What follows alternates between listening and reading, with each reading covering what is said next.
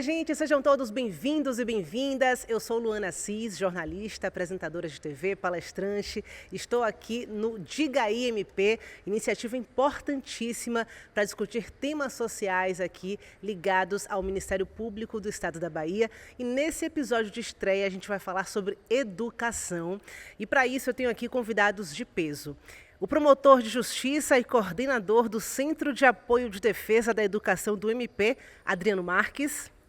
O secretário municipal da Educação do município de Coreaú, no Ceará, professor Douglas Farias. E o jornalista especializado em educação, colunista do Globo e autor do livro O Ponto a que Chegamos, Antônio Góes. Obrigada pela presença, sejam todos muito bem-vindos, tá? Bom, é o seguinte, a Bahia está em último lugar, né, entre os estados com percentual de crianças alfabetizadas na idade certa. E aí, nesse mesmo indicador, né, que é feito pelo Ministério da Educação, o Ceará está em primeiro lugar, com índices expressivos, né? E aí, para começar a falar sobre isso, eu quero saber quais são as políticas, secretário, políticas públicas que viabilizam resultados tão expressivos, incluindo aí 100% das crianças alfabetizadas, né, em 2023 e 2024, e também o destaque, né, da primeira escola municipal aí em destaque no país inteiro. Queria que você falasse sobre isso. Olá, bom dia, né? Bom dia a todos. Queria cumprimentar os colegas aqui, doutor Adriano, jornalista Antônio Góes, muito reconhecido, né? Cumprimentar você por essa belíssima apresentação, né? De fato, a gente precisa estar atento, né, às necessidades das crianças. Hoje, esse compromisso, criança alfabetizada, ele teve um impacto maior agora no Brasil com a nova gestão do Ministério da Educação, que celebrou esse compromisso em regime de colaboração nacional. Isso no Ceará já é algo muito mais, né, histórico, porque já tem uma política mais consolidada nos 184 municípios no regime de colaboração do Ceará. O Ceará, no ICA, que é o Índice Criança Alfabetizada, nesse resultado, em que a Bahia, né, chegou a 38%, o Ceará conseguiu 85% a nível de estado, e em Coreaú, que é o nosso município, né, lá no Ceará, destaque na educação, a gente alcançou 100% das crianças alfabetizadas já em 2 anos consecutivos. Mas isso, quais são as políticas fundamentais para que a gente possa garantir, né, esse resultado? Primeiro, uma decisão política, né? A decisão política ela é muito importante para garantir a tomada de decisão assertiva, porque toda política pública precisa de investimentos e também precisa de um olhar técnico. Então, quando você tem uma decisão política assertiva voltada para os resultados, isso começa a se transformar ao longo da rede. E aí, a partir dos investimentos destinados a essas políticas, e não só os investimentos, ter uma boa política desenhada, um desenho de políticas que sejam assertivos. Porque políticas públicas a gente tem muitas, mas qual é aquela política que seja assertiva mesmo, quando você vai desenhar, né, essas políticas? Eu, enquanto secretário, quando assumi a gestão do município de Coreaú, a gestão da educação pública, né, juntamente com o prefeito Edésio Citônio, que é o prefeito de Coreaú, que iniciou junto comigo essa trajetória de resultados. A partir daí, o olhar que eu tive para políticas de alfabetização foi, primeiramente, olhar para a formação de professores. E aí foi quando nós começamos a realizar a formação de professores voltada para resultados, né? E o que era que a gente olhava dentro desse programa? Nós tínhamos 3 vertentes importantes. Uma eram as práticas pedagógicas. Quais eram as práticas pedagógicas essenciais que o professor precisava consolidar em sala de aula? Esse era o primeiro ponto. A outra intervenção que a gente traria ali na formação de professores, que a gente trabalhava com os professores, eram as metodologias de ensino. Então, quais são os métodos que o professor está aplicando para que as crianças se alfabetizem, né? E a outra intervenção era exatamente os projetos de intervenções. Então, o professor já saía da formação com uma intervenção encaminhada, estruturada, para que ele aplicasse isso e com o tempo necessário para que ele aplicasse aquilo e retornasse para a formação para dividir a experiência com os demais profissionais da rede.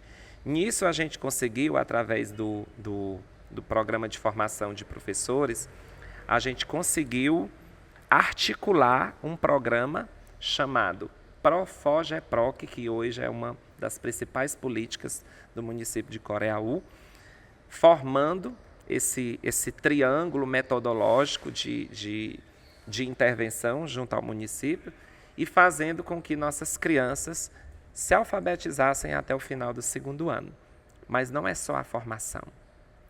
Nós identificamos que Coreaú, num diagnóstico que nós fizemos juntamente com o Sistema de Avaliação do Ceará, que apenas 25% das crianças estavam no nível desejável quando nós assumimos a gestão. E aí isso foi preocupante. Aí outro trabalho estratégico teve que ser realizado, que foi o trabalho de recomposição de aprendizagem das crianças. Ora, nós estávamos indo lá da pandemia, 2020 e 2021, né? Com a gestão nova, porque o Edésio tinha acabado de ser eleito ali em 2021. Escolas quebradas, destruídas, a Secretaria de Educação sem políticas, sem um regime estruturado, sem estrutura organizacional. Então, foi um desafio muito grande para a gente. E aí a gente criou a recomposição de aprendizagem no contraturno para essas crianças. Então, a criança já teve regime integral na escola, né? Então, a criança já não tinha mais só 4 horas de aula, doutor Adriano, né? Antônio Góes, jornalista, especialista. Então, a gente já começou naquele ano de 2022, que foi o ano do retorno das aulas presenciais, a gente já começou ali, já ofereceu o ensino integral para as crianças do 2º ano. A criança ia de manhã e voltava à tarde para a escola. E isso foi se tornando uma prática eficaz e até se tornar hoje um programa, que é uma política pública de Coreaú chamada Programa Educa Coreaú, #Foco na Aprendizagem, que atende 100% das crianças matriculadas no ensino fundamental e educação infantil. Agora, tem uma coisa que eu tenho sido criticado no Brasil por alguns especialistas, e eu acho ótimo isso, porque isso é uma das belezas da democracia, né? A gente ter opiniões contrárias, a gente ter estudos contrários, né? Mas e que ter estudos também validados, que é o meu caso. Então, eu defendo isso com muita propriedade, porque eu tenho isso validado na nossa rede, que foi uma definição do ciclo de alfabetização. Então, até que ponto se fala em ciclo de alfabetização? Historicamente, o ciclo de alfabetização iniciou do 1º ao 3º ano, quando a gente tinha a avaliação nacional da aprendizagem, a ANA, né?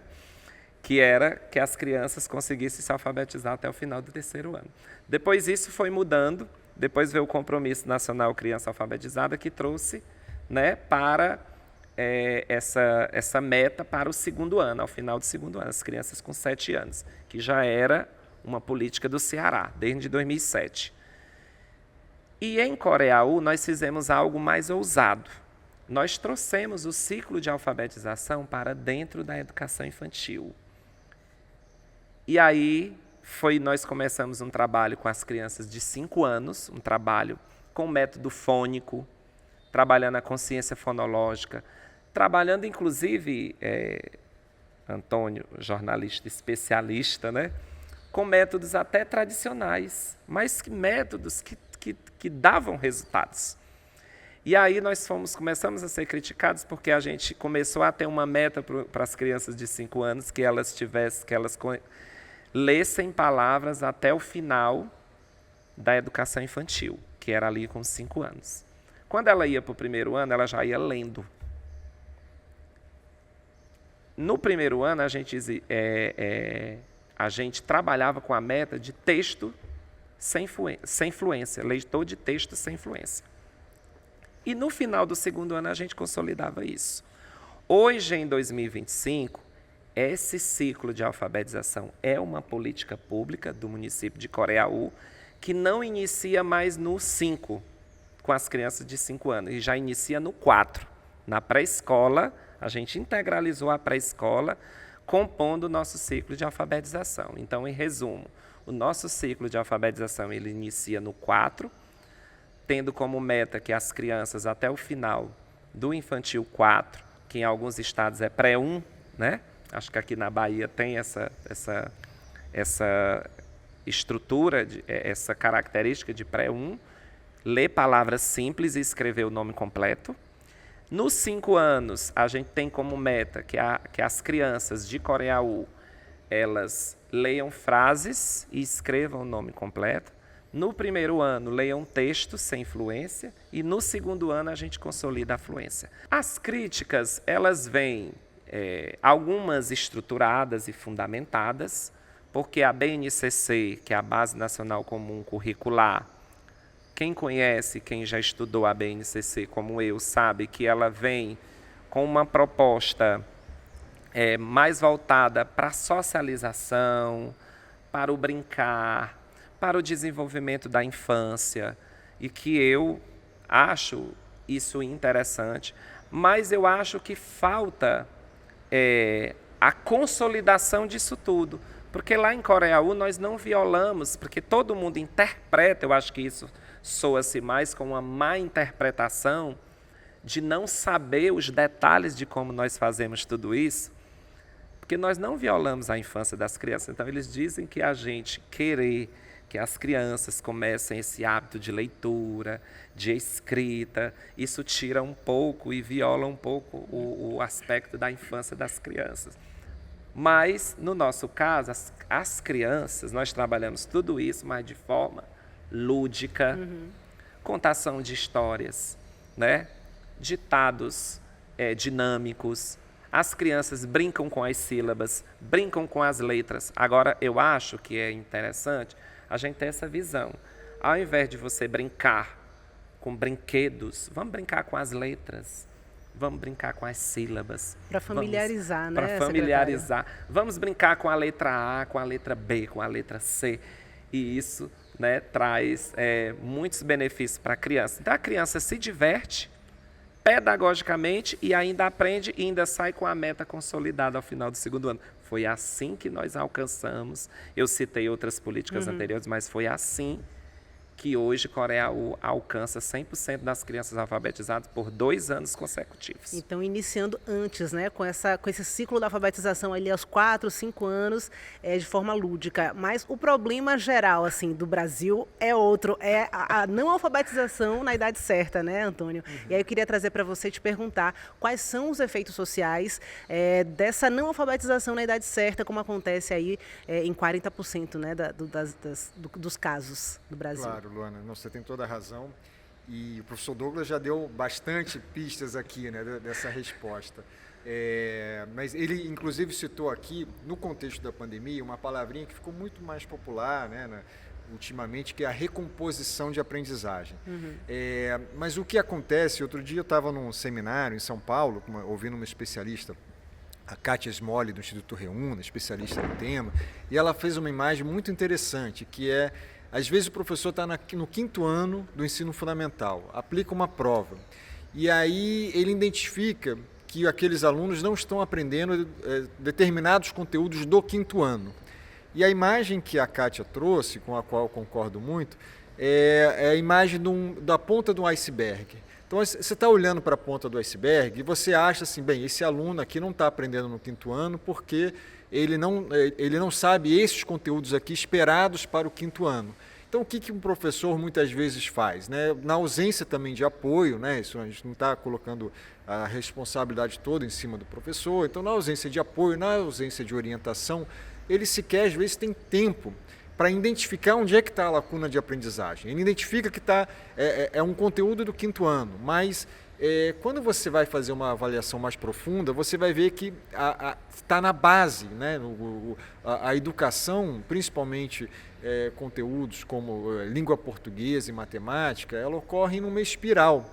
Se você não tiver a base consolidada, você não consegue passar para a etapa seguinte. Você não consegue aprender em matemática. Se você não consolidar, né, a numeração decimal, se você não consolidar, se a criança não for capaz de identificar, de codificar mesmo a palavra. Eu acompanho muito, sou jornalista de educação desde 1996, eu acompanhei muito desse debate, né? O doutor Adriano perguntou quem era que se opunha. Olha, desde 96, quando eu cubro educação, uma das áreas mais polarizadas, né? Se virou um termo agora da política, né? Mas na educação, discutia as reportagens que eu fazia sobre a alfabetização, eu sabia que eu ia apanhar, porque qualquer vírgula fora do lugar ali tinha uns grupos que democraticamente, com as suas evidências, né, defendiam que você não tinha uma idade certa para alfabetizar, que cada criança tem seu ritmo, então deixa as coisas irem,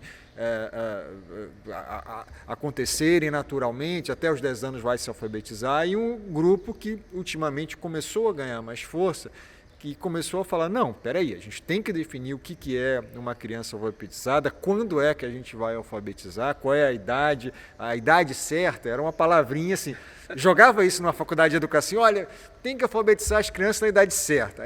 É melhor você sair da faculdade de educação, porque ia ser uma briga danada sobre isso, né? E aos poucos foi se consolidando essa ideia, mesmo esse debate da educação infantil, eu concordo muito com o secretário, você teve e eu conto aqui para terminar minha resposta, não me alongar demais, mas quando Sobral começou a despontar, né, Sobral que é vizinho de Coraú, eu fui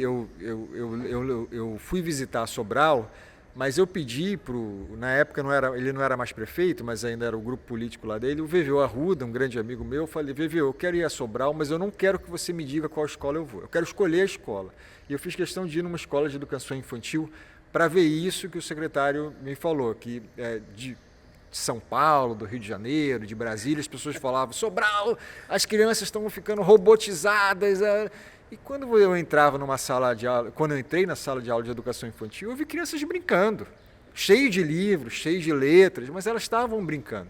Então toda a discussão da BNCC, da Base Nacional Comum Curricular da Educação Infantil, a base, eu concordo com a leitura do secretário, ela não proíbe que você trabalhe com elementos, até mesmo de codificação, mesmo quem tem parte das críticas também são corretas, no sentido de se você ficar preocupado apenas com o domínio do código, você vai ter uma alfabetização pobre.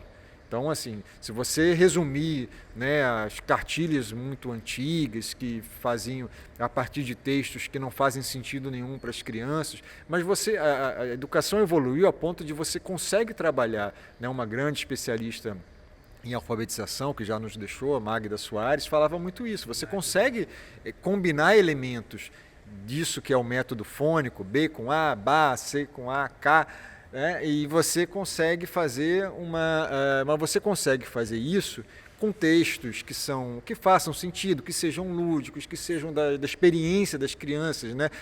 Paulo Freire, a essência de Paulo Freire na educação de alfabetização de adultos, o grande diferencial de Paulo Freire não foi o método. O método Paulo Freire é muito parecido com os métodos antigos, mesmo fônicos. Mas essa ideia de que você parte da base do que o adulto já sabe, e no caso vale também para crianças. As crianças não chegam zeradas na escola, né? Essa ideia também, de novo, recorrendo a Paulo Freire, de que o professor transmite conhecimento, ele sai daqui, a transferência bancária, como se fosse uma transferência bancária. As crianças já chegam com suas dificuldades, com suas vivências de mundo, então você trabalhar a partir daquele universo e a partir dali você ir construindo uma educação que faça sentido, que tenha propósito, então dá para combinar os dois, dá para combinar uma abordagem que seja, o campo educacional chama de construtivista, com mas que tenha também atenção ao código, né? Então você consegue fazer isso e consegue fazer isso de maneira lúdica, né? Então eu concordo com o secretário de que isso é possível fazer sem violar o direito da criança. Pelo amor de Deus, gente, criança de 4, 5 anos tem que brincar, tem que se sujar, tem que ir para a escola para brincadeira. Mas dá para fazer brincadeira que já prepare, já ajude, né? Já facilite o processo de alfabetização. Doutor Adriano, tem a EJA, né, que é a Educação Jovens Adultos, oferecida para pessoas a partir de 15 anos. E considerando aí esse parâmetro da idade certa, né, até 7 anos, enfim, quando a criança não aprende a ler e a escrever nessa idade certa, existe um hiato, né, entre essa fase e os 15 anos para o ingresso na EJA. E aí, quais são os problemas desse hiato? O que pode acontecer quando há essa lacuna na aprendizagem no que se refere à educação e à aprendizagem, né, dessas crianças? Eu venho já falando há algum tempo sobre esse hiato entre a alfabetização na idade certa e a EJA, porque é nesse ato, Ana, que acontecem as vulnerabilidades. Nós temos um estudo aqui, Antônio,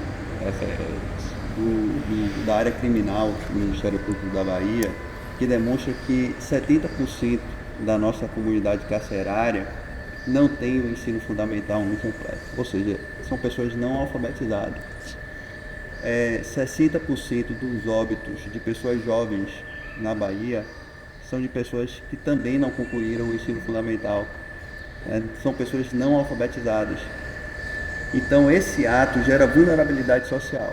Ou essa pessoa vai ser cooptada para o crime, ela vai estar presa ou morta, ou continuando a cometer crimes na rua, ou essa pessoa, né, vai estar no subemprego, no mercado informal, sem uma previsão de futuro, que promova a dignidade.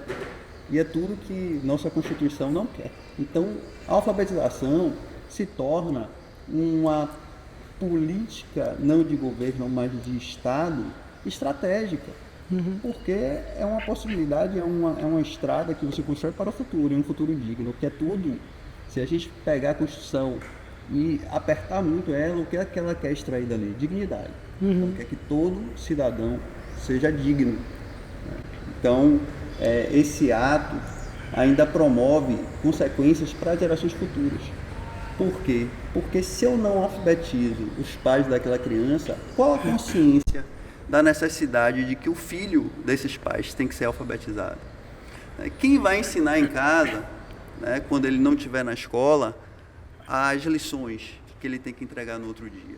Então a gente promove também uma interferência nas futuras gerações, que vai gerar o mesmo impacto de forma duradoura. Por isso que, antes de começar a gravação, eu perguntei quanto tempo, né? Porque dizem que no Ceará isso começou há 10 anos, mas Coreia começou há 5 anos. E na Bahia a gente está vendo um movimento muito interessante e talvez inédito na educação.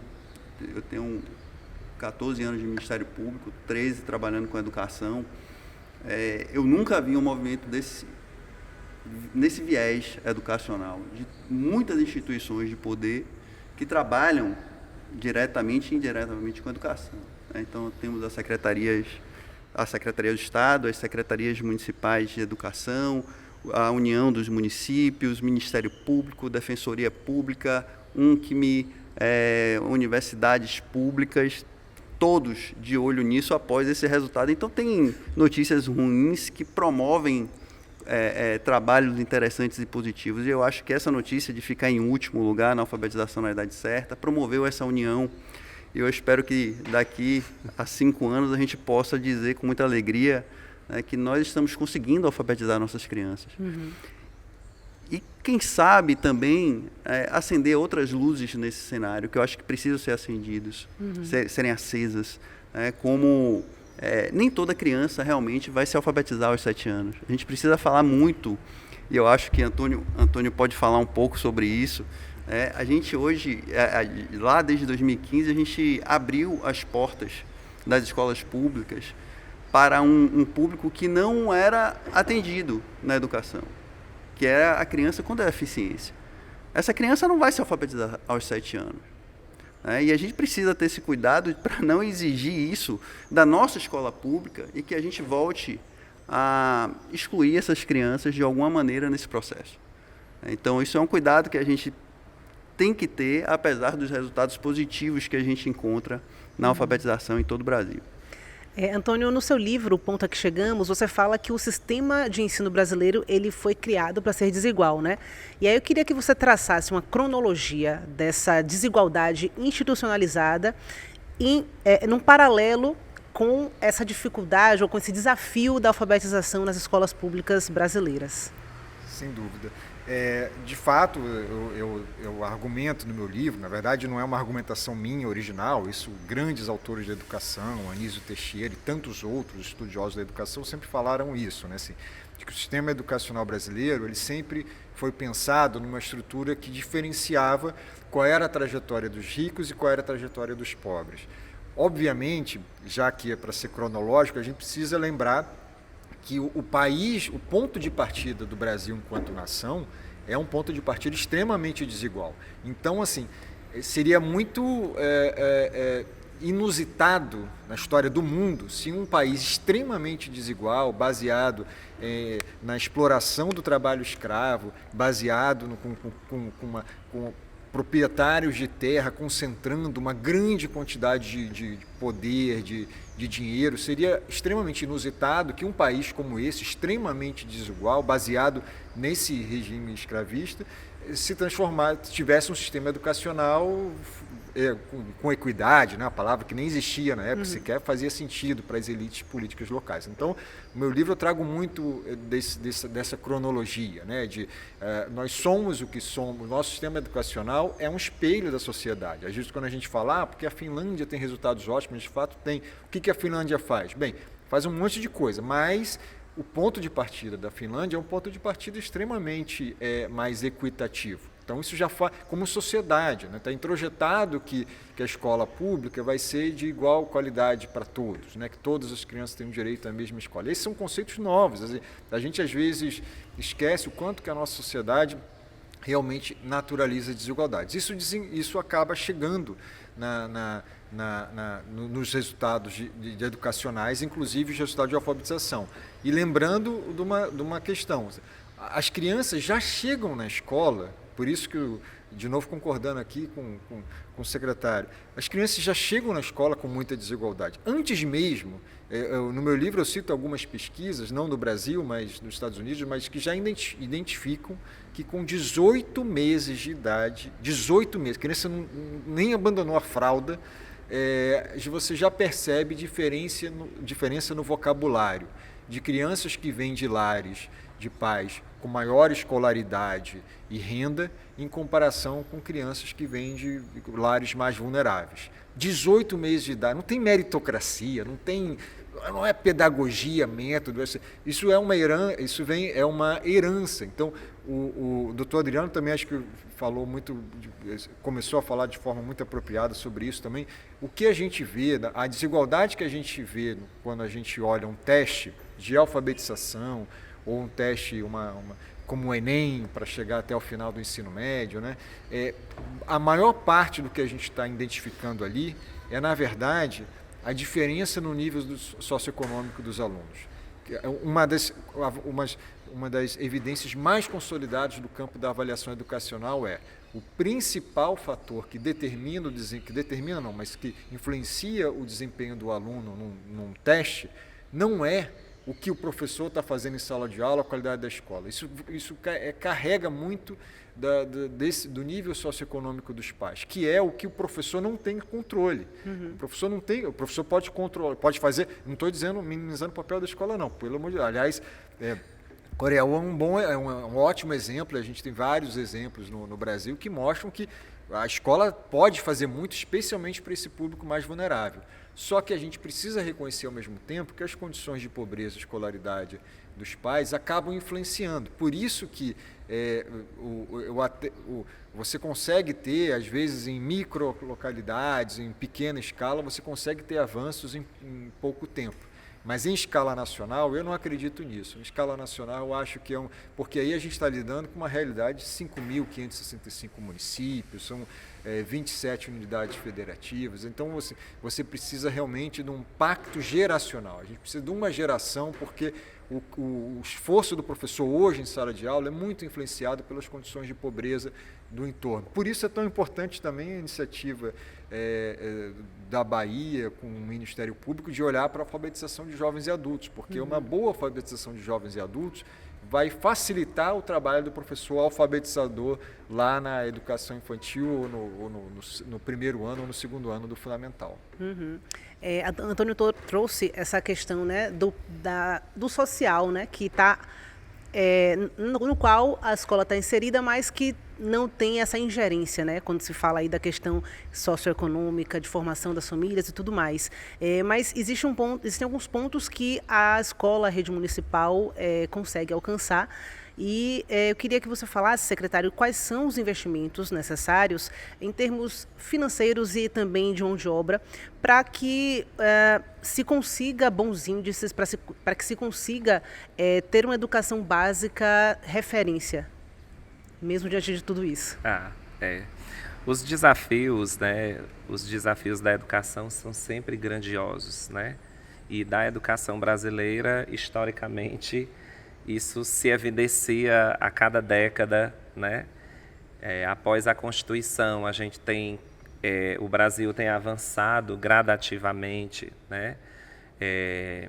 O momento agora, em 2025, é um momento importante para todo o país, né? Para a Bahia, né, em especial, porque a Bahia está instituindo aí em 2025 o regime de colaboração com os 417 municípios, né? Então eu acho isso muito fantástico. Eu acho que se isso vai se consolidando ao longo do tempo, isso pode ser um grande potencial, né? Um grande juízo de valor, né? E uma grande referência política, não só para o Estado, né? Para o governo do Estado, mas para todos os governos municipais que aderirem a essa política, para exatamente que vai ter o impacto da redução das desigualdades.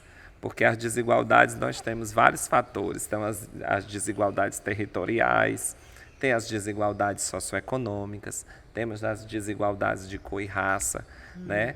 E hoje, por exemplo, Coreaú, nós temos a Pimeirec, que foi um investimento do governo municipal, e uma proposta nossa, enquanto Secretaria de Educação, Antônio, e doutor Adriano, que foi instituir uma política própria municipal de equidade e educação para as relações étnico-raciais.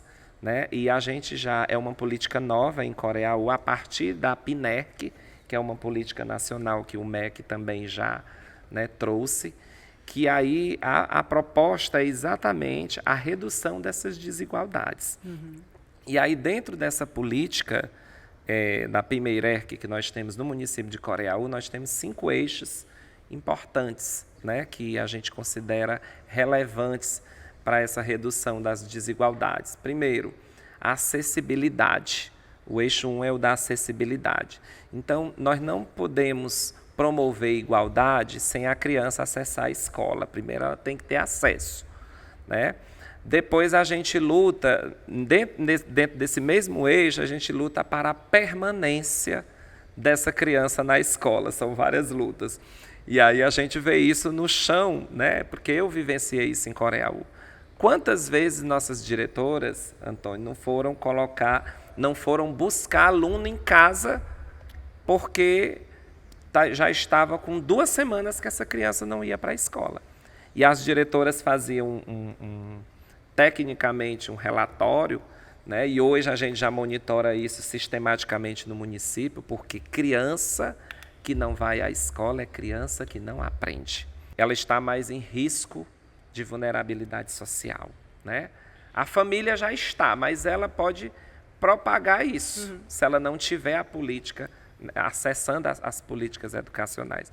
O eixo 2 dessa Pimeirec, que é um modelo de política que os municípios podem se inspirarem, o eixo 2 é o da formação. Então, nós levamos as discussões das desigualdades, das diferenças, dos desafios da inclusão, dos desafios do enfrentamento ao preconceito de cor, raça e renda, né? A gente leva isso para que os professores tenham consciência e sensibilidade para com essas questões. Então, eu sou professor de sala de aula, né, de 2º ano, por exemplo. Você tem uma sala de 25 alunos, ali você tem, né, criança que tem R$500 por mês para uma família de 10 pessoas para sobreviver. Ali você tem uma criança que tem 2 salários mínimos num ambiente familiar que tem o pai, a mãe e 2 irmãos. Já é outra realidade. Ali você tem pessoas que foram criadas e injetadas no preconceito por ser preto, por ser pardo, né? E por ter também na família outras questões, né? Outras contextualizações das desigualdades, que é o alcoolismo, né? Que é a droga, né? Que isso afeta os nossos alunos, né? E aí a gente trabalha isso na formação de professores. O eixo 3, que eu acho mais importante, é o eixo da avaliação. Que nesse eixo a gente consegue, através do nosso sistema de avaliação, eu não falei no início, mas é uma política nossa, que Coreaú, diferente de muitos municípios, tem um sistema de avaliação próprio. Então, aqui na Bahia tem um SAB que atende os municípios, que avalia externamente, né, o impacto da aprendizagem, mas em Coreaú a gente tem um sistema próprio. Quando a avaliação do Estado vem, nossas crianças, a gente já sabe qual vai ser o resultado, porque eu tenho esses resultados na minha mesa de gabinete. Eu tenho esses resultados com a minha equipe pedagógica. E dentro do nosso sistema de avaliação, que é o SAMAC, né, ele é denominado de SAMAC, Sistema de Monitoramento e Avaliação da Aprendizagem do município de Coreaú, né, que é o que a gente chama de SAMAC, denomina. Nesse eixo da avaliação, nós fazemos o recorte, doutor Adriano, das crianças, por exemplo. A gente faz ali a extração das crianças que lá no eixo da acessibilidade, que declararam a cor, raça, que é negro, questão de renda, questão de sexo. Por exemplo, em Coreaú hoje, Luana, nós sabemos quantos alunos negros estão abaixo do resultado ideal. Nós sabemos se são as mulheres aprendem mais do que os homens, né, do sexo masculino, o sexo feminino se aprende mais do que o sexo masculino. Nós temos todos esses dados. Se as crianças mais pobres estão aprendendo mais ou estão aprendendo menos do que as crianças que têm uma renda melhor, né? Então, esse eixo, ele trata essas particularidades e nos objetiva, Antônio, de ter uma intervenção mais forte com esse grupo de alunos, se caso o resultado não seja satisfatório. Aí vem o eixo 4, que é o da promoção cultural, que é a gente foca muito ali no 19 de abril, que a gente faz uma manifestação cultural voltada para a cultura indígena, né? E também, em 20 de novembro, uma manifestação cultural sistematizada, voltada para a sensibilização, para a conscientização negra, que é o 20 de novembro, que inclusive já é uma data, né, celebrada em todo o Brasil. E o eixo 5, que a gente faz o monitoramento dessa política, que até que ponto ela vai trazer benefícios para a nossa rede. Então, eu acho que as desigualdades é um desafio crônico, que a gente ainda não pode falar, nem se conseguir visualizar uma extinção, nós não podemos, mas tentar melhorar a redução dessas desigualdades, né? E a nível de município, se não houver políticas operacionais nesse sentido, que façam esses recortes, que a gente tenha os dados e que a gente consiga assistenciar de uma maneira mais direta, corre o risco dessas desigualdades, ao invés de serem extintas, serem ampliadas e progressivamente serem potencializadas nos territórios. Secretário, esses 5 eixos aí que você trouxe, eles são me parecem muito completos, né, para realmente planejar, monitorar e acompanhar toda essa política.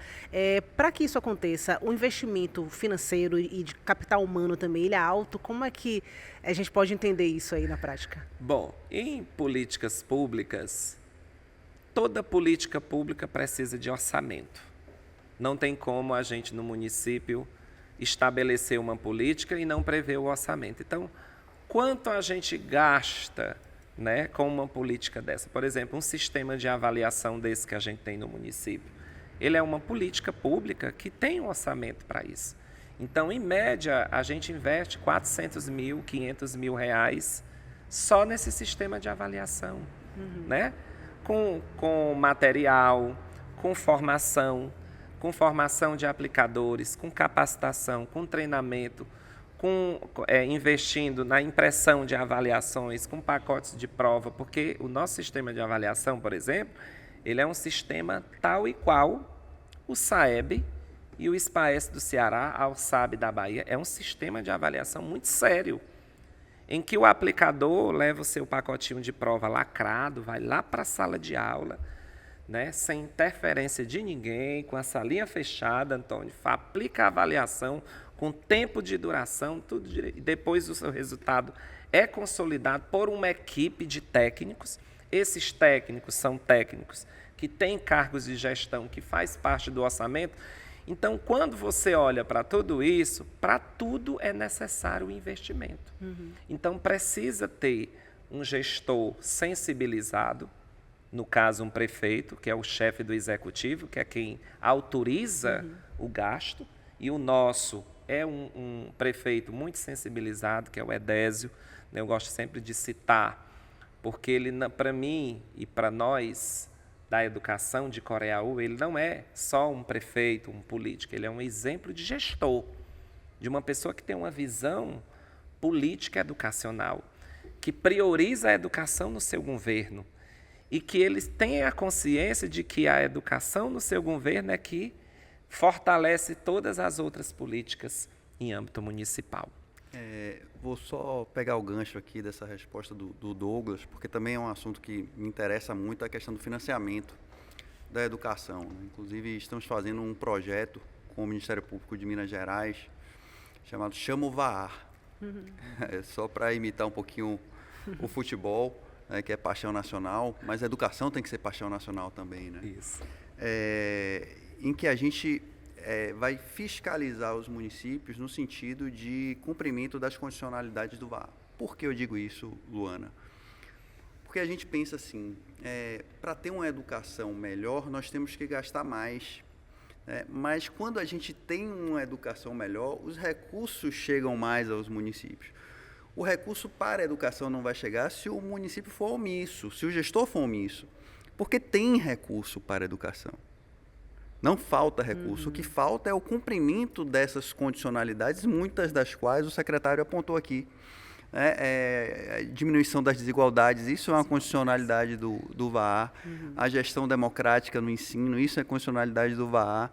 Então, se a gente, como Ministério Público, como promotor de justiça, fomenta no gestor, e eu digo fomenta porque essa ideia de fiscalizar e punir é uma ideia bem antiga, né, da atuação ministerial, mas quando a gente fala em política pública, a gente fomenta, a gente acompanha, a gente auxilia como promotor de justiça. Se o gestor ele cumpre essas condicionalidades, se ele não se omite, se ele é eficiente na gestão municipal da educação, o recurso vai chegar. Então, complementando o secretário, é nesse sentido do financiamento que a gente precisa entender a educação, de que é um investimento. Um dos ganhadores do Prêmio Nobel de Economia, esqueci o nome dele agora, mas ele fala uma coisa bem interessante, tem uns 6 anos que eu ouço isso e não consigo gravar o nome dele. Mas é interessantíssimo, ele fala assim, é provado que a cada dólar que você gasta na educação, o retorno desse dólar é de 7 vezes. Né? Você multiplica por 7. James Heckman. Né? parece o nome do ator, né? Mas é ele que fala isso. E a gente tem que introjetar isso no nosso pensamento de gestor, de promotor de justiça. A gente não pode pensar também só a parte pedagógica, a gente tem que pensar também na parte econômica. E na parte econômica, você ter uma boa educação, uma boa gestão da educação no município, isso vai trazer recursos para o município, né, em curto, médio e longo prazo. E eu ia até te perguntar isso, doutor Adriano. Quais são os problemas, né, do financiamento da educação básica na Bahia que acabam afetando a alfabetização também? Em agosto, nós fizemos uma parceria num projeto chamado Saber Melhor com a UNCME, que é a União dos Conselhos Municipais de Educação. Em uma semana, Luana, nós visitamos mais de 900 escolas em todo o estado da Bahia, 166 municípios visitados. E a gente pôde ter uma visão estratégica de quais são esses problemas. E, curiosamente, a questão da inclusão vem em primeiro lugar. Nós não sabemos incluir, e aí eu posso falar na educação como um todo, tanto no setor público quanto no setor privado, e digo ainda que a crise é maior no setor privado, porque há uma sensibilização maior por parte de políticas públicas geridas pelo Estado e pelos municípios do que por empresas privadas. Então, a inclusão bateu recorde, aí depois veio a questão do saneamento, mas em geral, nossas estruturas educacionais são muito precárias. Você vê, recentemente, aqui na Bahia, estamos trazendo novos modelos de escolas, em termos estruturais, né? Então, você chegar hoje, você vai ter boas escolas com uma estrutura bem moderna no estado da Bahia e em alguns municípios. Mas, em regra, ainda nós temos escolas que eram casas, alugadas pelo município, que não tem nem área de lazer, não tem refeitório, não tem estrutura educacional. Então, não tem água potável, gente. O Conselho Nacional do Ministério Público fez uma atuação sobre a questão da potabilidade de água e saneamento básico nas escolas. Foram visitadas escolas no Brasil inteiro, escolas que não têm água potável. Como é que o aluno vai aprender se ele não pode nem beber água na escola? Ele não pode nem fazer a higiene pessoal dele, não tem sabonete, não tem papel. Então, assim, a estrutura é um problema ainda. A questão pedagógica, quando eu perguntei, quem é que resiste a você começar na educação infantil o letramento, ou enfim, a alfabetização? Muitos professores ainda têm uma visão bem ultrapassada. Se a gente pegar a questão da inclusão, as faculdades de licenciatura e pedagogia não têm a inclusão como matéria obrigatória no seu currículo. É uma eletiva. Então, você vai ter uma aula, uma matéria, um semestre, em 5 anos. Como é que você vai saber incluir? Os professores não sabem incluir. Você tem que criar uma equipe multidisciplinar com assistente social, psicopedagogo, psicólogo, para dar um suporte a esse professor para fazer os instrumentos pedagógicos necessários, que é estudo de caso, o PEI e a avaliação desse PEI. Então, assim, estamos muito atrasados em muitas questões estruturais, pedagógicas e básicas, né, citando novamente saneamento e água potável. Então, é muito legal ter essa visão do Ceará, porque os municípios copiam também muita coisa do que é bom em educação. E eu preciso revelar uma coisa aqui, né, como promotor de justiça, em 13 anos que eu trabalho com isso, no interior do estado e aqui na capital, eu nunca vi nenhum político, seja do partido A, do partido B, do C, criar oposição a ter uma educação de qualidade. Criar uma oposição a um projeto bom para a educação. O que falta realmente, às vezes, é um entendimento de qual é a melhor estratégia e que essa estratégia seja uma estratégia a longo prazo, né, que ela permaneça saindo o político A, entrando o político B, né, com alternância do poder e da gestão democrática. Então, são esses fatores que, nessas pesquisas que o Ministério Público faz de visitar as escolas junto com os conselheiros municipais, nós encontramos descontinuidade, o medo do professor de gerir o recurso que é destinado para a escola, ele não sabe gastar o dinheiro, o PDDE, né? O dinheiro que chega direto na escola, ele tem medo do promotor de justiça. Nossa, esse promotor aqui vai achar que eu gastei para mim ou gastei errado, vai me punir. Então, há um desconhecimento dessa trilha de sucesso que o secretário de Coreia nos traz e falta ser replicado, falta ser injetado como uma coisa normal, uma cultura mesmo de gerir a educação de uma forma correta, de uma forma equitativa, de uma forma em que todos aprendam com a mesma facilidade que um aluno da escola particular. Doutor Adriano, eu queria fazer um acréscimo, se você Claro, me permite, por favor. Luana, e também interagindo aqui com o Antônio, especialista em educação, jornalista, trazendo muitas contribuições importantes aqui para a gente, mas o promotor de justiça me fez uma intimação com a colocação dele, né? Então falou no VAR, né? Que é o valor aluno anual resultado, que é uma das complementações do Fundeb, do novo Fundeb, né? E que o governo federal tem injetado uma cesta de recursos muito importantes, né, para os municípios. E aí, uma das coisas que chamou a atenção dos prefeitos do Brasil, doutor Adriano, foi exatamente por que Coreaú tem uma receita gigante, sabe, Antônio? E aí todo mundo se perguntava. E aí eu faço um breve histórico de quando nós começamos e como estamos agora. Em 2022, que foi o impacto das receitas anteriores, 2021, 2020, a gente recebia, quando nós começamos a gestão, nós recebíamos 27 milhões lá em Coreaú, de Fundeb. No ano seguinte, o primeiro ano que a gente fez um trabalho, todo aquele trabalho de reconstrução, não, de construção mesmo, porque não tinha nada.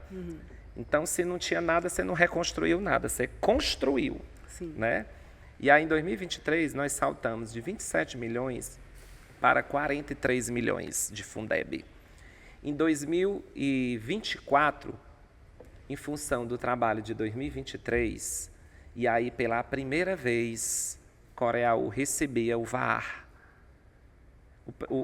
As distribuições do VAR começou lá em 21. Coreaú não recebia um centavo de VAR, porque não tinha conseguido impactar das reduções das desigualdades, que é a condicionalidade 3 da portaria interministral que define essas condicionalidades. E Coreaú não alcançou. Todo mundo recebeu 21, 22, recebeu em 23 e Coreaú, nós ali, meu Deus, que chega o IDEB para esse impacto das políticas chegarem. E aí em 2024 nós recebemos, né, o VAR. E de VAR a gente recebeu aí um impacto de quase 4 milhões. E aí em 2024 nós recebemos 66 milhões e em 2025, que é esse ano, Coreaú vai receber 81 milhões, a estimativa de Fundeb. Então, quando você olha para os resultados, a construção dos resultados de Coreaú de 2022 a 2025, e você olha para a receita de 2022 a 2025, você faz quase que uma subida intercalada concomitante. Uma análise prática, simples e sem medo de errar, que é o resultado da educação que faz as receitas do município. Agora, tem um detalhe. Poucos desses prefeitos que visitam Coreaú, quando a gente diz os caminhos, nenhum quer ser um prefeito Edésio Citone da vida, que dá liberdade ao secretário, que confia no secretário, que confia na equipe, que confia nas estratégias, que confia no seu corpo de professores e que não tem pena de gastar e de investir. Olha, doutor Adriano, eu desafio qual é um município que reformou tantas escolas em um ano como nós reformamos lá em Coreaú.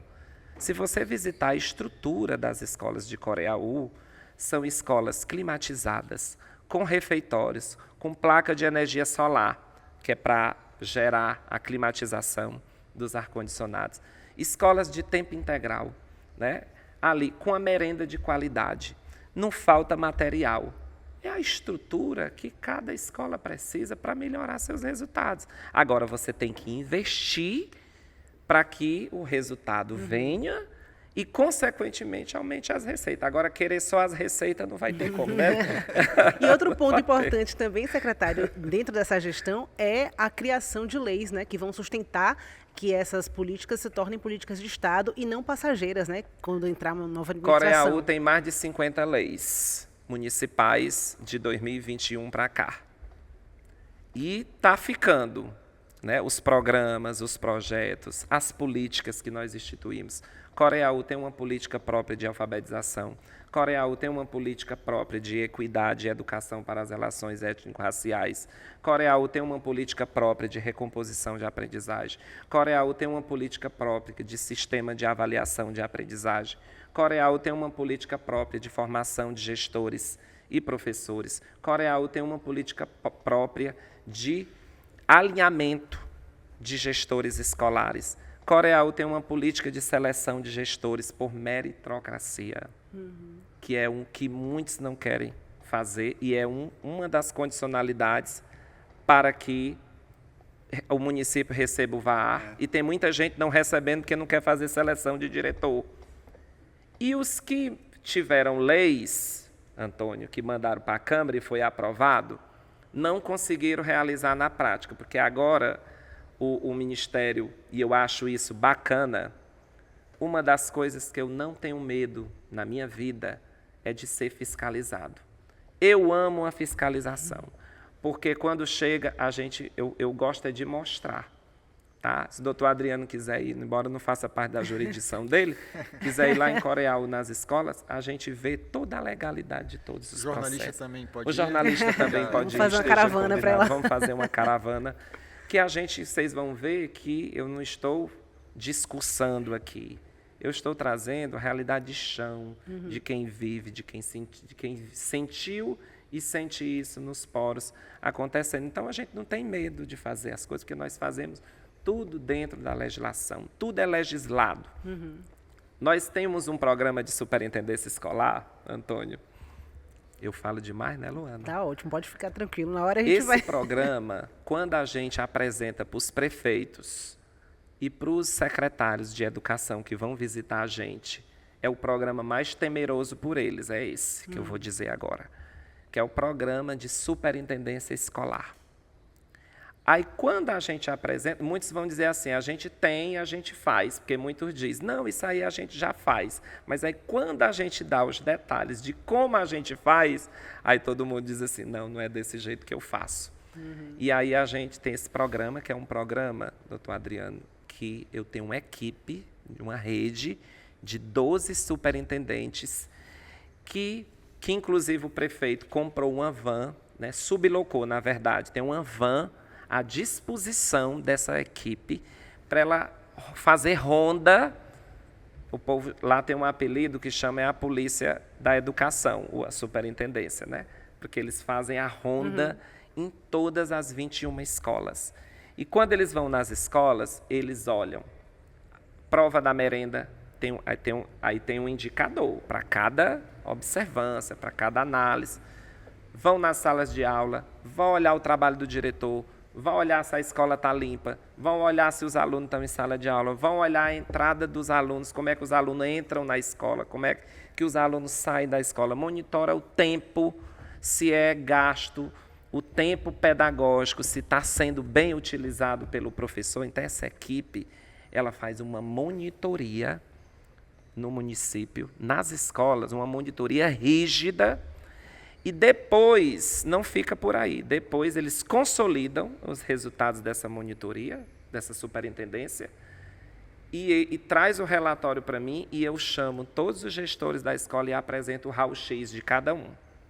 É igual aquele raio-x de tórax que a gente faz do pulmão, pois a gente faz o raio-x da escola. Está aqui seu diagnóstico. Você precisa melhorar na merenda, que a merenda precisa ter um sabor melhor. Você não está cumprindo o cardápio.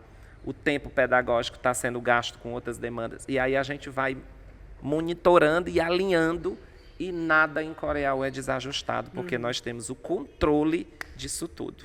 Sensacional. Perfeito. Doutor Adriano falou mais cedo sobre a questão da gestão, né, das escolas, dos recursos, né, por parte dos professores que estão nesse lugar. E aí eu te pergunto o seguinte, Antônio, perdão, quais são os desafios, o que precisa ser garantido aos professores alfabetizadores na formação e também na atuação mesmo, para que eles possam realmente ter uma atuação que garanta o que é necessário para as crianças? Bem, quem está vendo por vídeo viu que eu já fiz várias anotações, então quando o professor Douglas falava, eu fui anotando aqui várias coisas. Então, acho que boa parte da resposta já vem da fala, né, de alguém que vem de sala de aula, com experiência. Então, eu vou citar, eu não sou especialista aqui no assunto, mas dá para dizer assim, que nitidamente não existe uma solução. Então, o professor Douglas falou da questão da avaliação. Super importante você ter um processo de avaliação que gere consequências pedagógicas, né? Eu estou falando não é uma avaliação só para dizer você está mal, você está ruim. Eu tenho certeza que o professor Douglas, enquanto secretário, a partir do raio-x dessa escola, em vez de ele só dizer, olha, você não está fazendo certo e vou demitir você, até porque isso não cabe muito no setor público. Então, o que está faltando aqui, também em termos de apoio para essa escola? Então, isso vale mesmo professor. A gente fala muito, e é realmente importante falar isso, porque a gente acabou de sair, por exemplo, da data comemorativa do 15 de outubro, Dia do Professor, a gente fala muito de valorização do magistério. É muito importante, sim, que os salários sejam adequados e competitivos, né? Mas vai resolver o problema se a gente só resolver o problema do salário? Não. A gente precisa também ter uma formação inicial sólida, que dialogue. O doutor Ricardo estava falando, né? Doutor Adriano, perdão, estava falando sobre a questão da inclusão, né? De não ter informação. Veja bem, quando a gente olha, doutor Adriano, as respostas dos professores sobre os maiores desafios, as maiores dificuldades que eles enfrentam em sala de aula, a questão da educação inclusiva na escola pública, porque a escola pública é aquela que inclui, né, a escola privada. Quantos pais de escolas privadas que têm um filho com alguma deficiência não ouvem um relato, você chega até o momento da matrícula e a escola fala assim, olha, seu filho estaria melhor ali, aqui não é, a gente é muito inclusivo, sabe, mas não para o seu filho. Isso é comum no setor privado. E a escola pública, até por lei, por ser pública, ela tem que aceitar.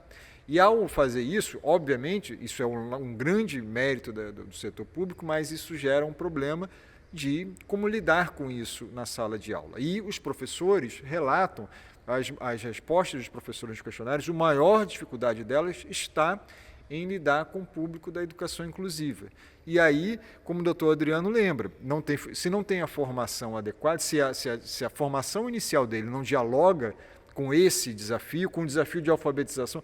Quantas vezes eu ouvi, professor Douglas, que você sai da sala de aula sem saber alfabetizar. Você sai, não estou dizendo que a formação tem que virar um curso técnico, né? Como era no passado, que você ensina técnicas de como ensinar. Não, é muito importante a teoria. Claro que é importante a gente ler os teóricos, ler os grandes educadores, as grandes correntes filosóficas, mas esse professor tem que entrar em sala de aula com a formação adequada. Então, resolvendo o problema da formação inicial, está resolvido? Não, também não, porque ele precisa de apoio. Uma vez que ele entra em sala de aula, no meu segundo livro, em que eu trato mais sobre diretores de escolas, eu tenho um livro de download gratuito, inclusive, Líderes na Escola, o nome. Eu visito 6 sistemas educacionais e o que mais me impressionou foi Singapura. E o que me impressionou em Singapura? O professor iniciante, ele põe o pé em sala de aula e ele nunca mais está sozinho, porque ele já tem um professor mentor designado para apoiá-lo. Ele tem dentro da equipe da escola uma equipe, ele faz parte de uma equipe, de uma comunidade de aprendizagem profissional. Então ele vai sempre, o melhor, olha, se pegar o primeiro lugar do Enem, e jogar ele na melhor universidade do Brasil, na melhor faculdade de educação no Brasil.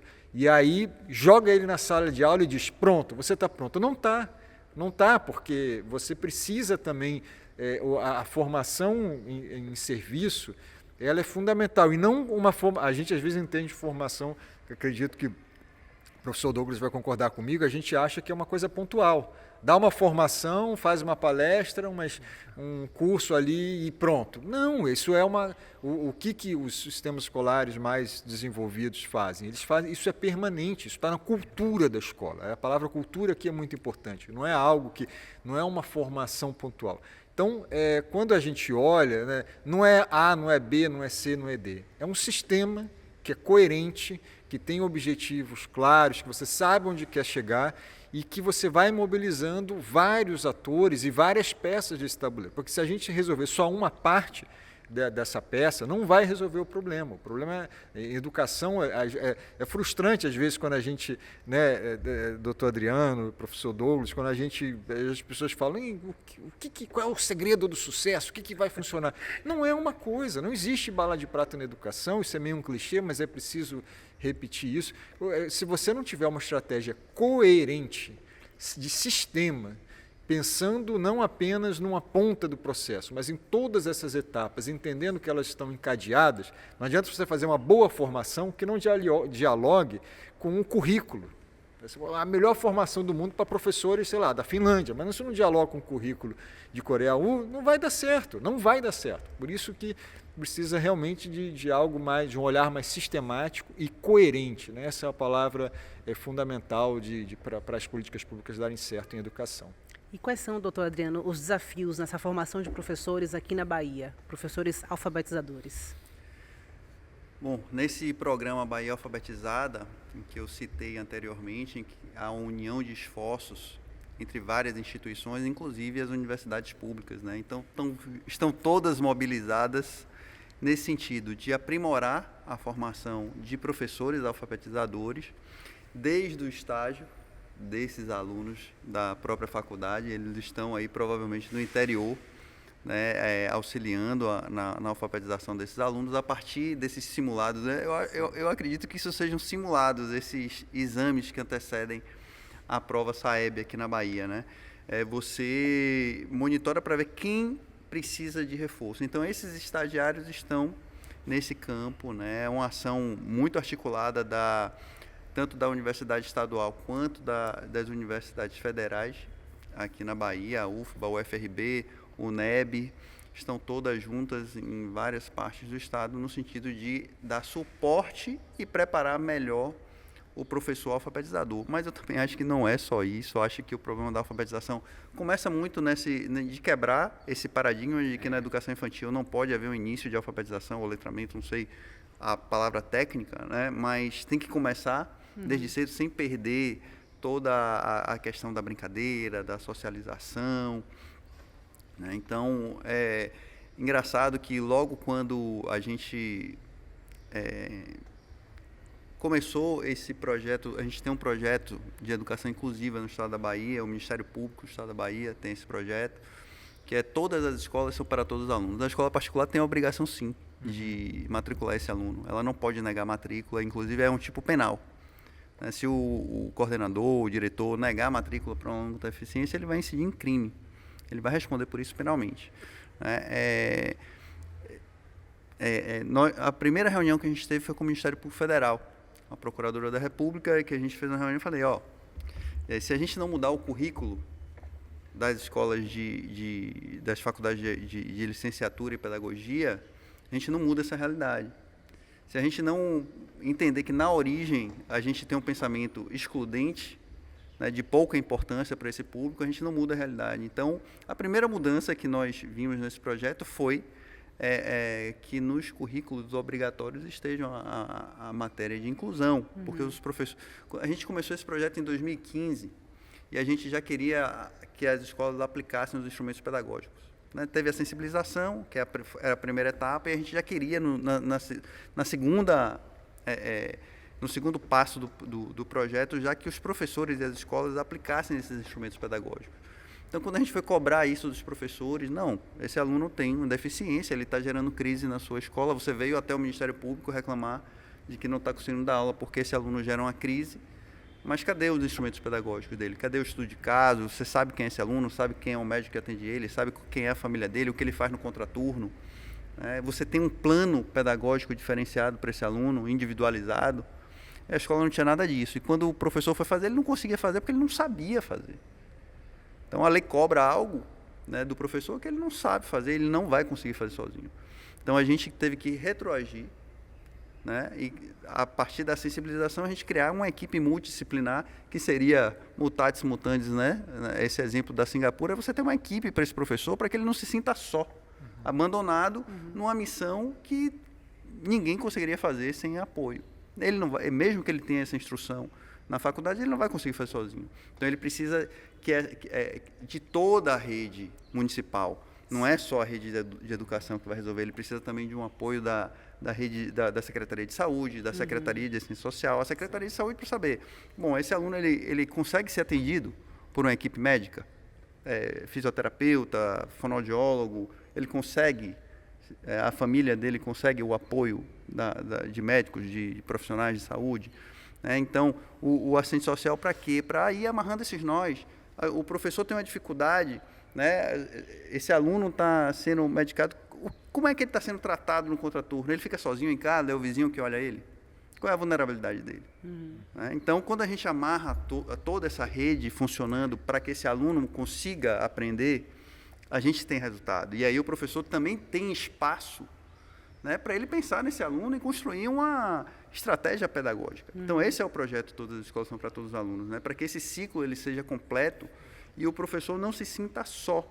Observe que eu atendi um caso muito emblemático lá no Ministério Público, de um aluno com um grau de espectro autista muito grave, assim, muito elevado, e ele conseguia frequentar a escola bem, né? Ele tinha uma estratégia pedagógica para ele que estava sendo cumprida, mas de repente ele descompensou, né, e deixou de ir para a escola. E aí a notícia, quando ninguém sabe resolver, oficia o Ministério Público, né? Como se o promotor no gabinete soubesse resolver. Né? Não sabe. Então a gente tem que chamar todo mundo para entender por que houve um problema, por que houve uma crise aqui. E quando a gente chamou o assistente social, faz um relatório para a gente e diz o que é que você encontrou.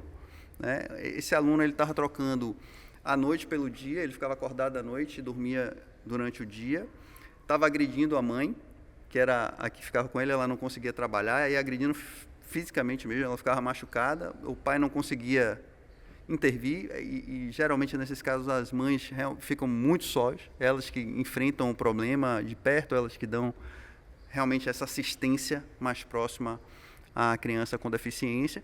E quando a gente era uma família muito simples, muito humilde, né, além desse filho, elas tinham outro que estava na faculdade de Direito da cidade, só que a família não conseguia entender que se ela não desse o remédio que o médico passou na hora certa, esse aluno ia descompensar. E ele começa a descompensar porque a família dá o remédio no horário que acha conveniente dar. Não tem a noção de que era importante obedecer aquela prescrição médica.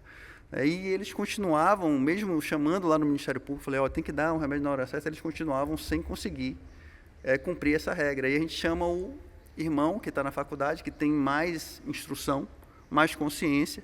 Eu chamei esse irmão para ser meu estagiário voluntário na promotoria e eu consegui, com ele, né, compensar essa questão do medicamento, dar um medicamento no horário certo através desse irmão, e esse garoto volta para a escola e ele volta a aprender. Então, assim, são coisas muito simples, às vezes, que quando a rede conversa entre si, a saúde conversa com a ciência social e com a educação, isso dá um suporte para o professor fazer o trabalho dele, que é ensinar. Não é ser pai, não é ser mãe, não é ser médico, é ser professor na sua integralidade. Né? Então, eu acho muito legal essa questão da inclusão, porque ela impacta muito na evasão escolar, ela impacta muito nas vulnerabilidades sociais. Imagine que as deficiências são várias, são aquelas impeditivas até mesmo de você conversar, mas são aquelas impeditivas de você se concentrar. Às vezes, aquele aluno rebelde que é desatento na sala de aula, talvez ele tenha a necessidade, mesmo sem laudo, que não precisa de laudo médico, é um critério biopsicossocial, ele precisa de uma assistência individualizada. Esse aluno é aquele aluno que evade, que abandona a escola, que não completa o ciclo e muitas vezes está nessa fragilidade social. E uma escola realmente inclusiva, né, doutor Adriano, e tem muita evidência já mostrando isso, ela traz benefício para todos, né? A gente não é não é um nicho que a gente está falando, já seria relevante por si só, mas uma escola realmente inclusiva, porque essa mesma perspectiva que um professor traz, né, ela pode usar para um aluno que tem dificuldade de aprendizagem, ele não tem nenhuma deficiência, né, diagnosticada, médica, né, do ponto de vista médico, mas ele pode também, um olhar inclusivo beneficia a todos e melhora os resultados de aprendizagem de todos, né? E como nós seríamos cidadãos melhores se na nossa época de escola, nossa escola fosse inclusiva, a saber lidar com a diferença, a saber que nós não somos autônomos o suficiente para gerir as nossas vidas sem o apoio de outra pessoa. Então, assim, essas lições nós não aprendemos. Eu aprendi agora como promotor de justiça quando comecei a trabalhar com inclusão. Mas como aluno, eu não tinha a menor ideia.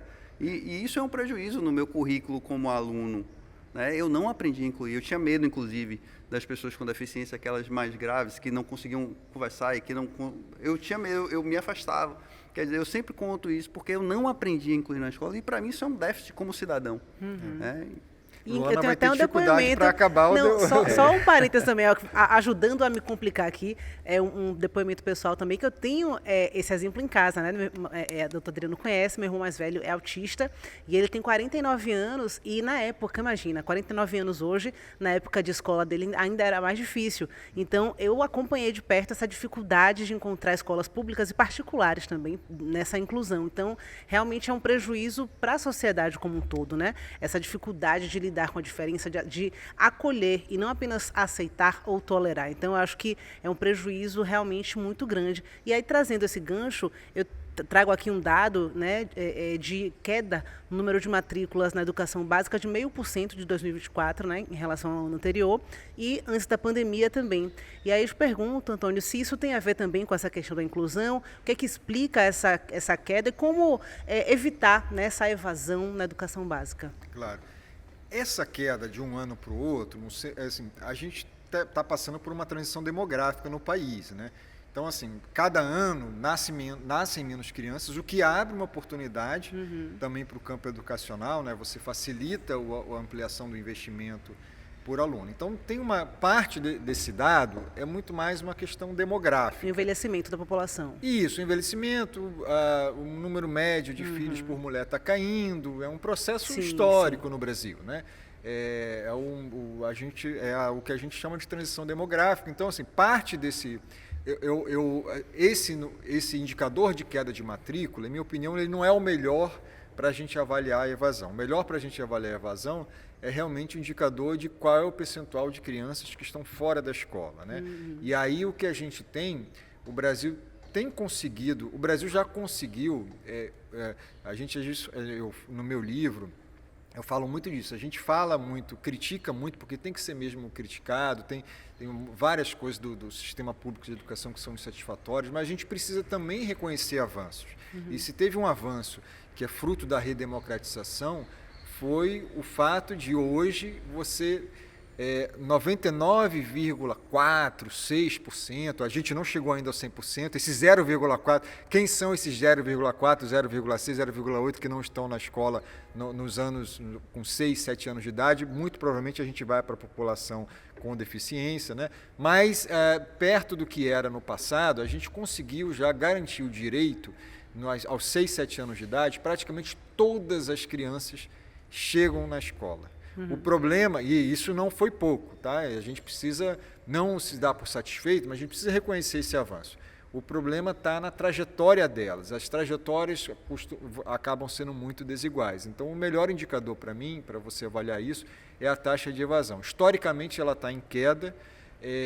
Na pandemia, teve um pico preocupante, né? De um aumento. A pandemia tem afetado muito também a questão da defasagem, muitos alunos ficaram defasados, as famílias adiaram a entrada delas, né? Isso afetou inclusive metas do Plano Nacional de Educação. Então, mas eu acho que o principal a ser olhado é o dado de evasão, que é o percentual de crianças fora da escola, e você tem políticas de busca ativa, né? de você não pode deixar ninguém para trás. E aí, doutor Adriano, eu fico muito, né, confiante, né, quando o Ministério Público entra nesse debate, mas não com uma postura fiscalizatória, de vou punir você, mas com o objetivo, a gente tem que garantir direito dessa criança. Então, o que a gente pode fazer junto? Então, vamos atrás dessa criança, vamos trazer ela de volta para a escola. Mas uma vez dentro da escola, né, professor Douglas, ela tem que aprender. Porque se ela não aprender, ela vai evadir. Você pode dar pé de meia, políticas que são exitosas, positivas, mas se ela não estiver, se a experiência dela na escola não for uma experiência, nenhum aluno, é muito difícil um aluno evadir, mesmo um aluno mais pobre, se ele está numa trajetória regular e está aprendendo. É muito difícil. Claro que a evasão tem múltiplas causas sociais, principalmente quando chega mais para os jovens, a necessidade de trabalhar, mas se o aluno está na escola e ele está aprendendo, é muito difícil dele evadir. Os indicadores mostram que geralmente é um conjunto de fatores, é a necessidade de trabalhar, mas o aluno já está desengajado da escola, então se junta, no mau sentido, a fome com a vontade de comer e esse aluno acaba evadindo do sistema. Então, são múltiplas causas, você precisa de uma abordagem intersetorial, interdisciplinar, a escola tem muito a fazer, os órgãos de controle também têm sua contribuição, acho que nós jornalistas podemos dar a nossa pitadinha, sim, né, Luana? Sim. E aí termino por aqui. A gente está chegando aí no final, mas antes, né, de passar para as considerações finais, por que não é assim em todo o Brasil, independentemente dos números ruins, que foi o que motivou essa união aqui na Bahia? Quem começa? Acho que eu posso começar porque eu deixo para os especialistas depois, mas tá. assim, do meu ponto de vista como jornalista, que acompanha desde 96 essas políticas, a gente vê, tem algo assim que não é a formação, são os métodos adequados, e tem a vontade política, mas tem algo que é muito mais difícil, que não é sempre visível, que é a cultura política local. Você mexer em cultura, e aí pode ser, eu estou falando da cultura do professor, a cultura às vezes, você conseguir realmente convencer a sociedade de que essa é uma iniciativa pluripartidária, né, é fundamental. Por isso, de novo, reforço a importância de você ter, por exemplo, o Ministério Público. Assim, se tiver a marca de um governo, pode ser que seja um ótimo governo, mas há um risco enorme disso acabar com o próximo governo. Mas quando é realmente uma mobilização da sociedade, e não sejamos ingênuos, né? A gente estava conversando antes, no início desse podcast, falando assim, é difícil você mexer em cultura local, você começa a mudar certas práticas e nem sempre um monte de atores vão se mover reagindo, porque as pessoas também não querem mudança. E não estou falando só de pessoas que não querem mudança porque não querem o bem da educação. Às vezes, assim, um professor que está acostumado a fazer o trabalho dele há 20 anos, e vem uma nova política e diz, agora a gente vai mudar um pouco isso, a gente vai fazer assim, assado. Isso envolve muito diálogo, muito convencimento, muita força política, e aí, assim, por isso que é tão difícil replicar o exemplo do Ceará em nível nacional. O ministro da Educação é cearense, já tivemos ministros da Educação que tentaram replicar a política do Ceará, e não é simples, não é nada simples, porque são outras culturas. Então, assim, agora, parte do problema, sem dúvida nenhuma, é o convencimento de que isso não é uma ação de partido, é uma ação de governo. É fácil falar e muito difícil fazer.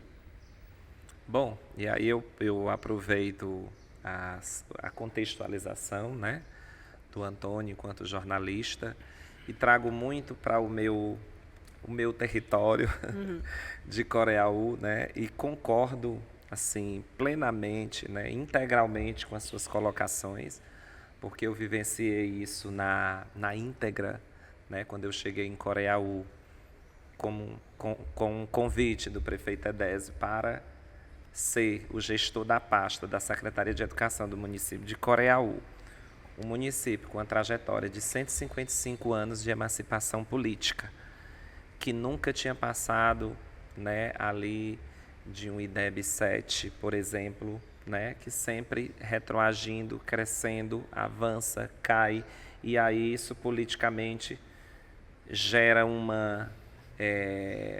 ali gera um comodismo de todos aqueles atores que estão naqueles territórios. E aí, quando chega uma pessoa, né, com uma visão técnica como eu, um estudioso, que eu sempre fui muito estudioso da educação. Atuo na educação pública desde 2006, embora eu tenha 37 anos, mas eu já tenho aí uma longa estrada, porque eu comecei muito novo, né? E aí eu amo a educação. E quando tem amor, você tem muita coragem, você se inspira mesmo, você se auto-inspira. E isso foi um fator essencial, Antônio, para que a gente conseguisse isso. Hoje as pessoas me perguntam assim: Douglas, você em Coreaú tem resultados grandiosos, fantásticos, e o que você vai fazer para manter? Não é difícil manter isso? Todo mundo fala em ser difícil manter os resultados, e eu respondo que não. Eu respondo de uma maneira bem prática. Eu disse: olha, difícil foi eu começar. Eu só tinha o apoio do prefeito Edésio e da primeira-dama, que era a esposa do prefeito. Eram os únicos dois que acreditavam em mim naquele momento. Eram os dois, somente eles dois, que entendiam qual era a minha visão a longo prazo na história da educação pública de Coreaú. E aí, eu ali, tentando conquistar através da liderança, e aí eu amei o livro, depois eu quero a indicação, porque minha dissertação de mestrado é sobre o programa de liderança educacional, porque eu quero, né, a gente quer defender isso e quer ampliar esse conhecimento e fazer com que isso se torne uma política também, né, de formação com os líderes educacionais. E aí, através da liderança, foi que a gente foi construindo os diálogos, foi que a gente foi construindo a mudança de hábitos, foi que a gente foi construindo o pensamento racional de uma política de resultados para o município. Foi aí que os professores começaram a perceber qual era a intencionalidade de um secretário forasteiro, porque eu digo forasteiro porque eu não era de lá. Hoje eu sou, tem até um meme, o povo chama de meme hoje da linguagem tecnológica, que diz que fazem lá comigo, né, de forasteiro a cidadão coreauense, porque quando eu era forasteiro, eu fui forasteiro pelas críticas das pessoas, das mesmas pessoas que me deram o título de cidadão coreauense, com votação unânime lá na Câmara Municipal. E aí você vê uma história dessa de sucesso, aí eu trago toda essa contextualização que Antônio trouxe. A liderança, com um diálogo, com uma decisão política, porque o meu prefeito, Edésio, né, e a primeira-dama estava ali comigo, um segurando na mão e outro. Na hora que eu fraquejava, os dois seguravam. Vamos adiante, vai à frente, segue em frente. E aí você começa a conquistar os aliados, os técnicos, os diretores, os coordenadores, os professores. Parte dos professores, que não foram todos, a gente foi conquistando gradativamente, os pais de alunos, os alunos, e hoje a gente tem uma consolidação cultural, que hoje eu digo, hoje o Coreaú é denominado popularmente como a cidade da educação, lá no Ceará. O Ceará quase todo já visitou o Coreaú. Hoje o Coreaú é um turismo. Coreaú não tem monumentos, não tem serras, não tem aquilo que lá o Rio Grande do Sul tem, o que Salvador tem aqui, as praias lindas e maravilhosas. Lá não tem nada disso. Lá tem uma educação que virou um turismo do Brasil. Dos 26 estados, nós já recebemos a visita de mais de 22 estados. Municípios, mais de 200 municípios já visitaram Coreaú, atrás de conhecer esse modelo. E olha aí o que 3 atores iniciando, né, todos ali com apoio da decisão política, conseguiram mobilizar naquele município, e o que todo mundo junto, no final dessa história, conseguiram fazer com que esse município fosse uma referência nacional, né? E aí eu louvo a atitude, né, da Bahia. Eu acredito que é a força da mobilização, através da liderança, através dos fundamentos, né, de um relatório que mostre claramente os benefícios dessa luta, né? Eu acredito nisso e eu sei, olhando para a minha história, que esse resultado ele vai ser fantástico a longo prazo aqui no estado da Bahia. Eu digo a longo prazo porque a Bahia tem 417 municípios, tem 27 territórios, né? É uma diversidade muito forte, como você falou, né, Luana, no início. E aí a gente tem outros desafios, e aí o Antônio, jornalista, né, trouxe aí para nós que não é replicar, mas se inspirar, né, e trazer para a sua realidade, que aí a Bahia vai levar a longo prazo por conta que tem outras peculiaridades que talvez o Ceará possa não ter, que Coreaú, algum outro município que se inspire em Coreaú possa não ter, e isso vai criando o denominador racional, o denominador comum, se adequando à realidade e fazendo, né, uma história de sucesso na educação. Eu acho que a gente também está no caminho certo com esse programa Bahia Alfabetizada. Acho que a gente encontrou, através da crise, uma forma de atuar na educação de forma acertada, que é a união de várias forças e todos no mesmo caminho. Para vocês terem ideia, conseguimos 100% de adesão ao programa. Todos os municípios baianos aderiram ao programa Bahia Alfabetizada. Então, isso demonstra que todos estão querendo trilhar o mesmo caminho, mas que não pare aí só com a alfabetização. Eu também acho que a alfabetização é um dos pontos de crise na nossa educação brasileira. Não é só isso, são outras, temos outros problemas. E quando antes de conversar, eu falei para você, a educação é um mundo. Se a gente pegar um pontinho aqui, a gente vai conseguir falar sobre várias situações, inclusive as vulnerabilidades sociais de nossa sociedade. Então, eu acho que a educação não é só a alfabetização e que essa união de todas essas instituições, de justiça, de políticas educacionais, de fiscalização, todas se unam de uma forma apartidária, que eu acho que é o que prejudica muito. É cada um com seu viés político partidário, tentando implantar um sistema que vai trazer algum resultado político.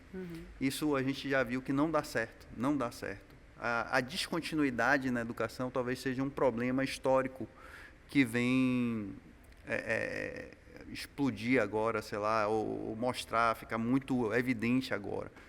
Então, cada gestão que vem querer encontrar uma solução, não acho que isso seja viável.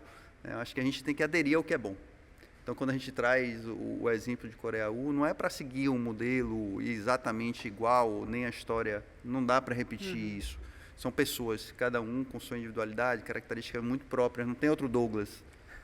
Então, que a gente consiga encontrar pessoas dispostas a seguir projetos que já existem, que dão certo, e que estão livres dessas amarras políticas que Douglas trouxe aqui com muita lucidez, que impedem que a gente consiga pensar só na educação, que haja uma blindagem.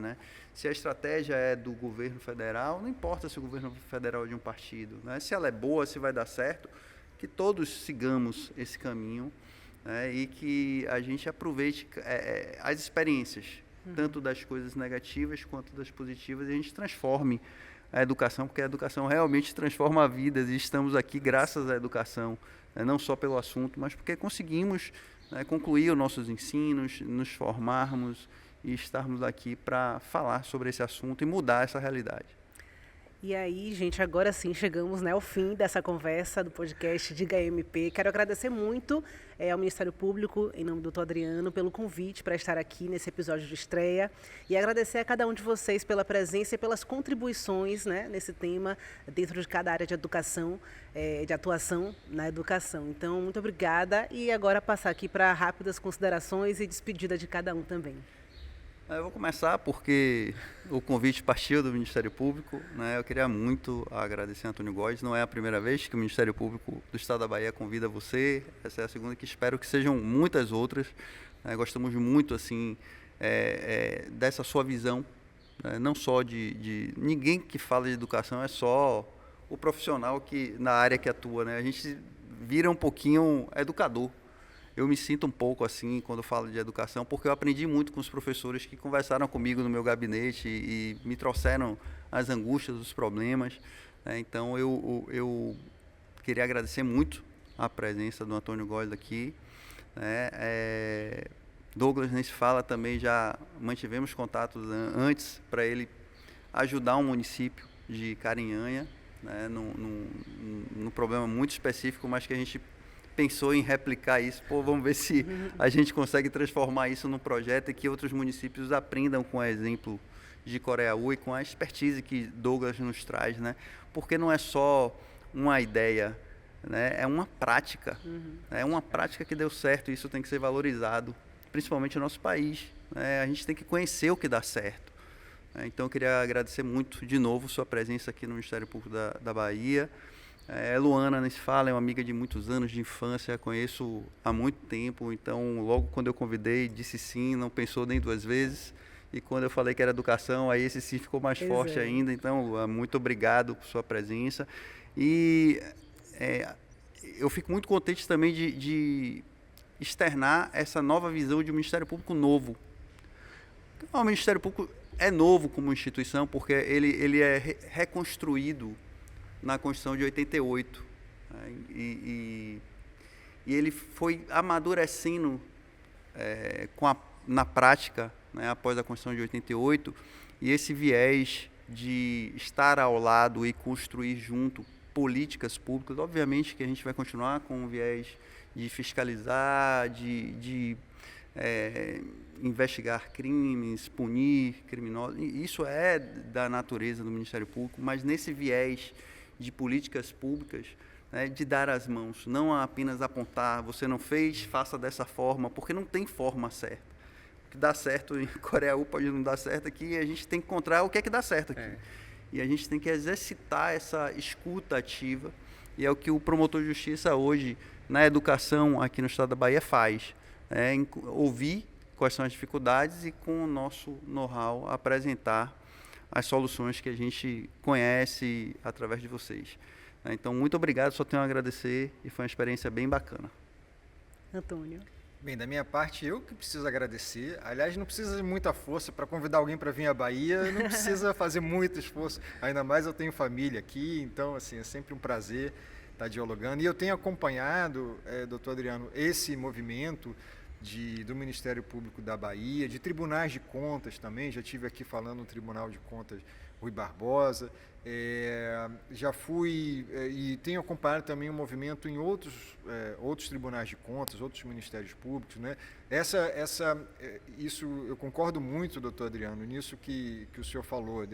Se a gente cair, continuar nessa cultura de um apontar o dedo para o outro, o Ministério Público vai lá e fiscaliza, você não está fazendo o seu trabalho direito e vai ser punido. É claro que a função, continuamos precisando disso, mas se você chega para o prefeito, só para o secretário de Educação e aponta o dedo para ele, isso aí provavelmente vai descer para o chão da escola, vai descer para o gestor escolar, a culpa é sua, do diretor que não está fazendo o seu trabalho, aí vai para o professor coloca a culpa no aluno, o aluno ou coloca a culpa na família.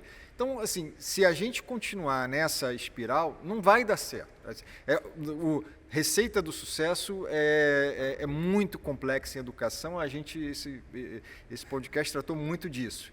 Mas se tem uma certeza que qual é a receita do fracasso? É você fazer desmobilizado, você fazer sem articulação, uma cultura só de culpabilização, a culpa é de um, a culpa é do outro, e você não senta para resolver o problema. Isso é a receita certa do fracasso. Receita do sucesso é muito mais complexa, mas assim, receita do fracasso a gente sabe, até porque a gente já provou demais dela. Então está na hora de tentar outras abordagens mesmo, e eu felicito o Ministério Público da Bahia por esse movimento de estar entendendo que o papel é muito mais do que...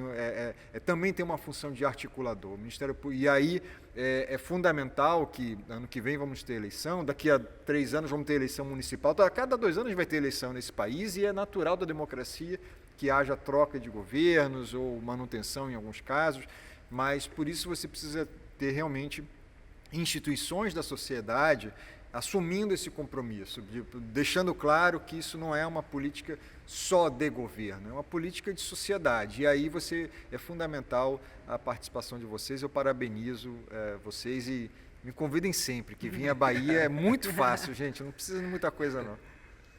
Bom, então eu quero agradecer, né, doutor Adriano, né, aí ao Ministério Público Estadual da Bahia.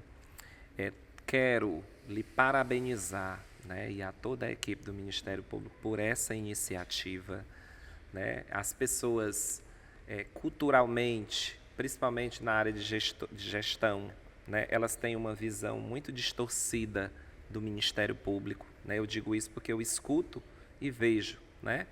E aí as pessoas têm é como se o Ministério Público, Antônio, fosse um bicho-papão, né, para sempre trazer esse contexto de punições. Ó, se punir é porque está errado, né? Ninguém vai punir o que está certo. E aí eu dou um exemplo muito interessante. Lá em Coreal nós já teve vários promotores lá na jurisdição municipal, e uma delas foi a doutora Silvia, que foi promotora. Ela é de Goiás, foi promotora lá em Coreaú. E a doutora Silvia tinha uma relação tão maravilhosa com ela que toda vez que acontecia um problema, ela me ligava. E um dia o prefeito foi lá visitar a doutora Silvia, Antônio Góes. E aí, lá, a doutora Silvia disse assim: olha, eu quero lhe parabenizar pelo trabalho do seu secretário de educação. Né? Seu secretário. Aí ela fez vários elogios. Aí o prefeito, quando voltou, disse assim: Douglas, eu nunca vi uma promotora elogiar um secretário. Foi a primeira vez que eu ouvi. Mas é justamente essa relação, né, e entender o papel, cada um entender o papel do outro nesse processo, né? E aí, quando você vem com a iniciativa dessa, né, o MP entrando aí como um parceiro forte, e o MP tem muita força nesse contexto, não vai ser o bicho-papão, mas vai ser uma força mobilizadora, uma força incentivadora dos processos necessários para que essa mudança aconteça, né? Não ser um Douglas e um E10 da vida sozinho ali, cheio de ideia, cheio de coisa, sendo massacrado pela sociedade, sendo trazendo ali cheio de ideias, mas era precisa oportunidade para você demonstrar que isso ali que isso aqui que eu mostrei, na verdade, era essencial para a mudança do que o nosso município é hoje. E aí eu quero agradecer pelo convite. A Luana também, muito simpática, uma grande profissional. Obrigada. Pela atuação dela aqui, a gente já conseguiu ver, né, a facilidade que ela tem, porque ela tinha um cronograma aqui, e eu acho que ela com a habilidade dela de mediação, ela construiu algo mais essencial do que estava previsto. Eu acho que ficou muito melhor do que estava planejado. Ela pegou 3 entrevistados que não foi? respeitaram o tempo, falaram demais. Foi. Obrigada, Ela conduziu, muito respeitosa, né? E aí ela não quis dizer assim que o secretário de Coreaú, né, sempre estoura o tempo, né, sempre se estende, viu como ela é gentil. E aí parabenizar, doutor Adriano, eu tenho certeza que a sociedade baiana vai receber, né, esse conteúdo aqui com um pontapé inicial, né, para poder todo mundo sentir no seu pensamento racional que a educação é prioridade, não é só no discurso, que ela é prioridade de fato. Aqui é um conteúdo, mas o que vai fazer a diferença é o que cada um vai fazer lá dentro do seu espaço de atuação. E o Antônio Góes, eu já ouvia falar, né, ainda não li nenhuma obra dele, mas vou ler o livro sobre liderança que ele citou aqui, que eu acho muito bacana e eu me interesso muito pela pauta, né, e parabenizar você pela precisão, né? Você não é um teórico, você faz uma associação entre teoria e prática, né, trazendo os estudos, trazendo uma visão política, e aí você faz você forma um produto essencial para você entender o pensamento, né, e consolidar isso, o entendimento, a facilidade do entendimento da sua fala. Obrigado. Né? Então, parabéns e foi um prazer estar aqui com vocês. É isso, gente. Esse foi o Diga aí MP. Espero que a primeira edição de muitas que vão trazer esse e outros temas de relevância social. Até a próxima. Obrigada.